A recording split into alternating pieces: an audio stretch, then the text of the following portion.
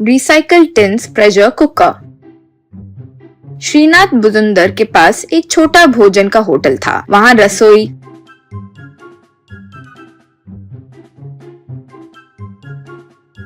Server, cleaner सब वही था। उस होटल में प्लेट भोजन सिर्फ 30 रुपए था। वो प्लेट में रोटी, एक कप राइस, एक सब्जी, एक दाल, एक पापड़ और एक चटनी आता था। छोटे कप में कर्ड, ये मेन्यू था। दोपहर होते ही ऑटो वाले, रिक्शा वाले, मजदूर सब वहाँ के कस्टमर होते थे। श्रीनाथ की पत्नी और 2 बच्चे थे। बड़ा बेटा आदित्य, छोटा बेटा आनंद था। आदित्य इंटर के बाद पढ़ाई छोड़कर पिता की मदद होटल में रहकर करने लगा। हफ्ते में एक बार मार्केट से सब्जी, राशन लाकर पिता की रसोई में भी मदद करता था।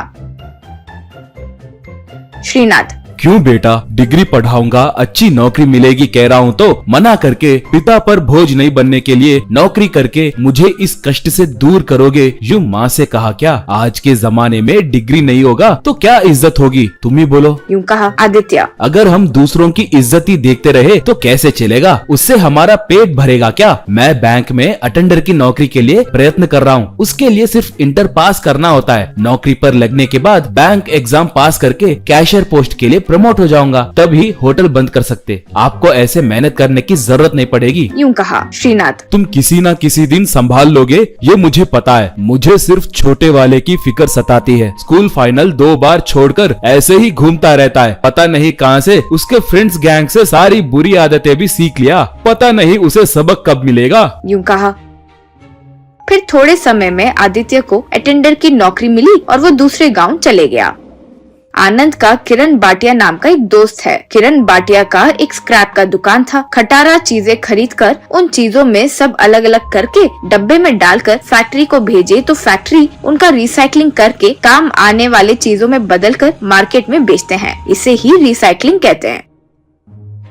आनंद एक दिन किरण बाटिया से: मेरे भाई को बैंक में नौकरी मिलने के बाद वो चले गए, तब से घर वाले बाहर वाले सब मुझे बातें सुनाते जा रहे हैं। मैं एकदम निकम्मा हूँ। वैसे देख रहे हैं, मैं भी उससे बड़ी नौकरी में लगकर उनका मुंह बंद करना चाहता हूँ। यूँ कहा। आनंद जो कहा वो सुनकर किरण: तुम्हें नौकरी कौन देगा रे? तुम्हें क्या आता है? वैसे तुम्हारे पिता का होटल है ना, वो संभाल सकते हो ना। हम जैसे पढ़ाई वगैरह नहीं करने वाले को कोई छोटी नौकरी भी नहीं मिलती। तुम कोई व्यापार करो। मुझे देखो, एक दिन भी दुकान पर नहीं बैठा तो मेरे पिताजी बेल्ट से मारेंगे सोचकर बैठता हूँ। यूँ कहा आनंद। क्या उस होटल पे निर्भर होकर जीना मुझसे नहीं होगा? वैसे व्यापार करने की इच्छा तो मेरी भी है। मेरे पिताजी को 2 लाख पूछा तो क्यों पीकर बर्बाद करने के लिए क्या कहकर 1 रुपया भी देने से मना कर दिए। कहते हुए आनंद वहाँ मौजूद खाली cold drinks tin, beer tin सब देखकर: वो सब क्यों रखा है? यूँ पूछा किरण। मेरे पिताजी के जानकारी के बगैर इन्हें फैक्ट्री नहीं भेजकर मैं ही रिसाइकलिंग करवाकर प्रेशर कुकर में बदलवा कर बेच रहा हूँ। कंपनी के महंगे होते हैं, ये कम दाम होने से लाभ अच्छा ही मिलता है। यूँ कहा आनंद। लेकिन ये अच्छा काम करते हैं क्या? किरण। ये सबसे मुझे क्या रे, हफ्ते में प्रेशर कुकर बेचने पर भी 1000 रुपए आते हैं। फिर मेरे खर्च भी तो होते हैं ना। यूँ कहा आनंद थोड़ी देर सोचकर: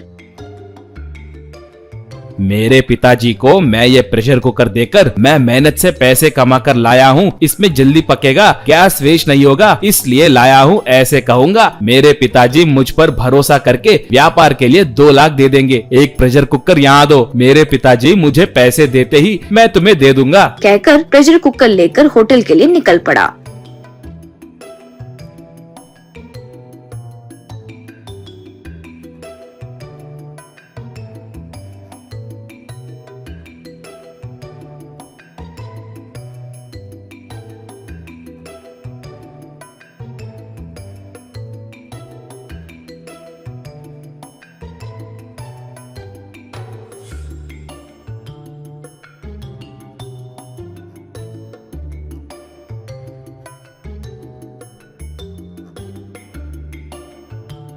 आनंद का लाया प्रेशर कुकर देखकर पिता बहुत खुश हुए। तुम्हारा भाई ये काम कब का कर चुका होता। ठीक है, कम से कम अब तो तुम्हें परिवार के लिए कुछ करना चाहिए, ये ख्याल आया सोचकर खुशी हुई। अब वैसे भी आए हो ना, आज रविवार है, लोग ज्यादा आते हैं। तुम कैश काउंटर पर बैठ जाओ, मुझे रसोई में बहुत काम है। कहकर प्रेशर कुकर लेकर किचन में गए। आनंद मन में। पिताजी को अच्छे मूड में तो लेकर आ गया हूँ, कल या परसों 2 लाख जेब में आ ही जाएंगे। सोचकर काउंटर पर बैठा। आधा घंटा ऐसे ही बीत गया। धीरे से लोगों का आना शुरू हुआ। उतने में धम करके जोर से आवाज आई।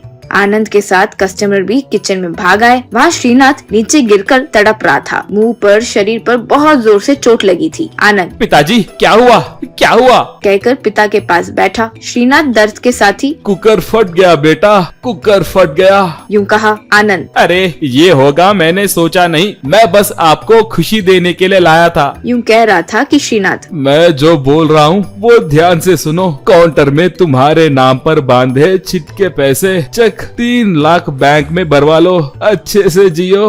कहकर बेहोश होकर गिर गया। आनंद तुरंत पिता को अस्पताल में लेकर गया। कुछ दिनों बाद वो ठीक हुआ और घर वापस आ गया। आनंद जो हुआ वो सब पिता से कहकर माफी मांगते हुए उनके पैर पड़ा।